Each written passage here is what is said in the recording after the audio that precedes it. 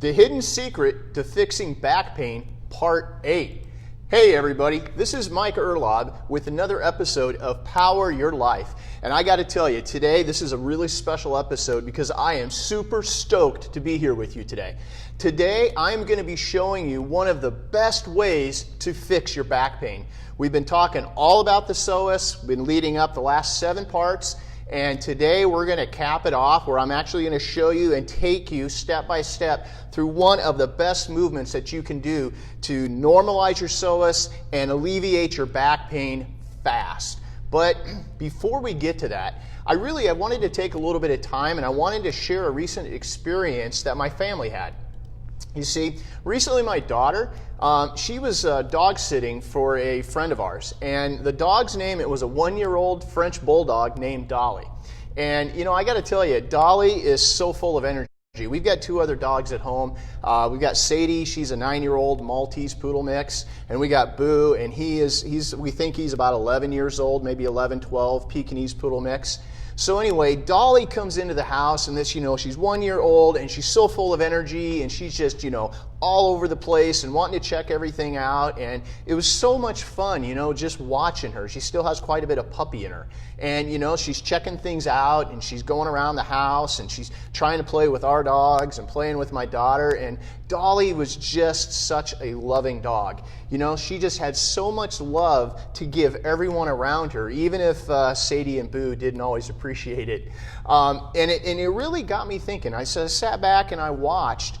It really got me thinking just, how Dolly just wanted to love everyone in the house. And, that made me think about just how simple life really can be. You see, if we all could love everyone around us just like Dolly did, how much more enjoyable would life be for us? Dolly didn't want anything in return, other than she just wanted some attention and love from us and from my daughter. You see, I think we often lose sight of this in our day-to-day lives. We just complicate things too much with all of the busyness and all of the noise that just distracts us from what we really should be focusing on.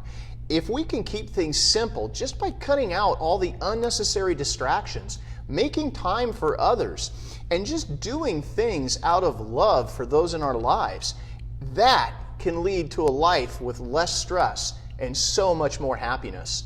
And one of the best ways to reduce all of that noise in your life is to start by getting rid of all of those things that are cluttering up your schedule, your home, and your mind.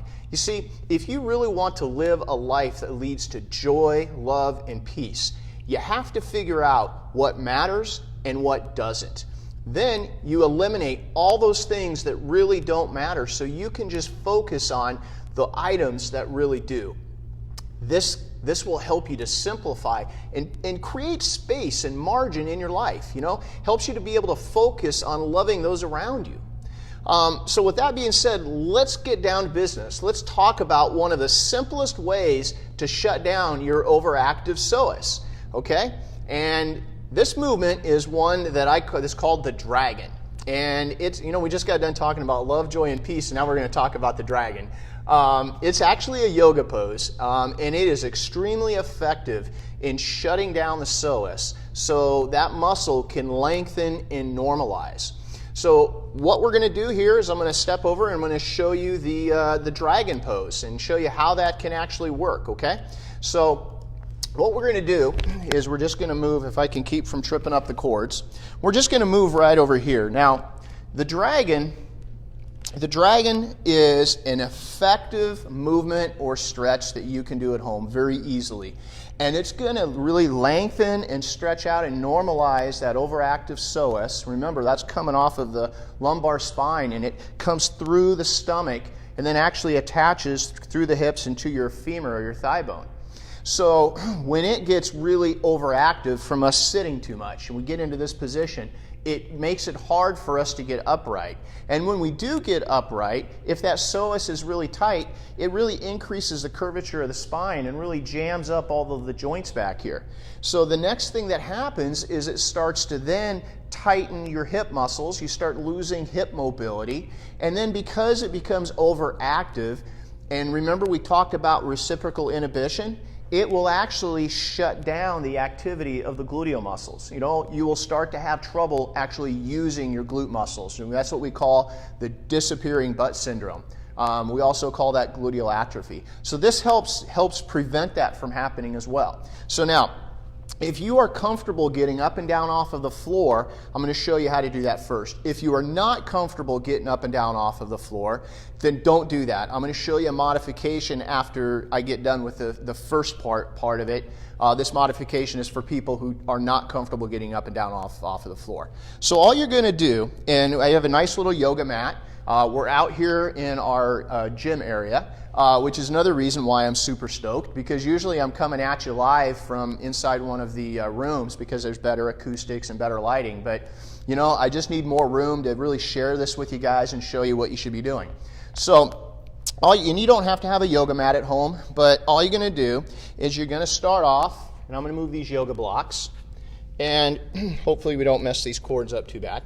And you start off in an all-fours position. We also, in the yoga world, they call this the tabletop.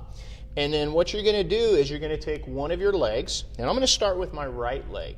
And you're going to bring it up, and you're going to set it just to the outside of your hand. So if I take my right leg, you're going to take that and put it right outside the right hand. Now, what you're going to do next is you're going to let that foot turn, okay? So if you're here, you let that foot turn to the outside. The next thing that you're going to do is you're going to stretch that back leg back, okay? So you're going to let this come out. This is going to start stretching the hip area. And then what you do is by walking that left leg back, you're starting to really normalize and lengthen that psoas. And then, if you want to get a little more advanced, if you go up on the toe, okay, that lifts the knee off of the ground, and now you're in dragon.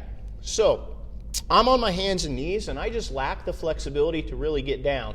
But to do dragon a little bit more and feel a better stretch, you can actually drop to your elbows, and you could come up on those toes, and that's really going to pull. Now, sometimes you can't get down on your elbows, but on your hands, it's like it's too easy. So that's where these yoga blocks come in handy, because what you can do here is you can put your elbows and put your hands on the blocks, go down to that, so you're up a little bit, and come up on that left toe, so you're just like that, okay? And then what you do is you focus on your breathing. You breathe in through the nose, out through the nose. And you hold this for about 40 seconds to a minute, okay? Let me show you on the other side so you can see what my back leg is doing. So again, we start on all fours. Now I'm going to take my left leg, I'm going to bring it up in front, just right next to my left hand, and I'm going to let that foot come out. I'm going to take my right leg, see, and I'll just come up on the toe a little bit. And that's what helps really normalize that psoas and help stretch it out. Now if I'm going to use these blocks, I'm a little tighter on the right than the left. See, I can go down to my elbows from right there and come up, okay? So that's dragon. And then you just focus on holding that position for 40 seconds to a minute. And if 40 seconds is too long, you can shorten it. You know, you can start out with 20 seconds and build your way up. But I would recommend if you do a shorter hold time, then do more repetitions. Maybe do 3 or 4 reps on each side. But as you increase that hold time and you get closer to that minute, you can decrease those repetitions. Now, you know, I'm in my work clothes right now, so you know I'm in my dress pants and I'm able to do this. I had planned for you guys to actually, you know, it never fails. And you can plan everything ahead of time and something happens that you forget. But last night, as I was telling my wife, Shauna, I was like, hey, we're going to shoot this Facebook Live video. I'm going to show them how to do the dragon pose. I was like super, super excited. And I set out my gym clothes. I set out my, you know, sweatpants and my shoes and everything. And I put them right by the back door. So I was all set last night. I mean, I was really planning ahead. Guess what I did? Walked right by it out the door this morning, drove into work, realized this morning that I don't have my sweatpants. So we're showing you these in just my regular work pants, but I could still do it this way, so I know that you can too. One of the other modifications, because many people with back issues, you're not comfortable getting up and down off of the floor. And I want you to be safe. So if you're not safe doing that on the floor, here's the modification. So you can use, I'm going to use one of our treatment tables, and I'm going to use a little step stool. You can do this at home. You can pick up a step stool really cheap at Menards or Home Depot, and you could use your kitchen counter, okay? Don't use something that's going to move, all right? Make sure it is solid. And, you know, tabletop, countertop, those things are about the right height. But you're going to do the exact same thing. Now, you're going to start off by putting, let's say I'll start with my left foot. So I'm going to put it right here. So instead of it going by my hands, it's just going to go on the step. And then I'm going to walk my right leg back. I'm going to drop to my elbows. I'm going to kind of work that foot back a little bit. And then I'm just going to drop my hips, let my knee fall out, look upward, and let it stretch. So I'm working on my psoas, I'm working on my hip. To show you what it looks like on the other side, you can put the right foot here, let that foot turn to the side, kind of work my leg back, let that knee drop out, and just let it go into a modified dragon to where now we're feeling a good psoas stretch here, a good hip stretch on the right. Do the same thing. Start out with maybe 20 seconds. Work your way up to where you can hold that for a minute. Do that on both sides. So do that once a day. And again, I want you guys to be safe. So if at any time you're doing the dragon and you start to feel lightheaded, you need to stop, okay?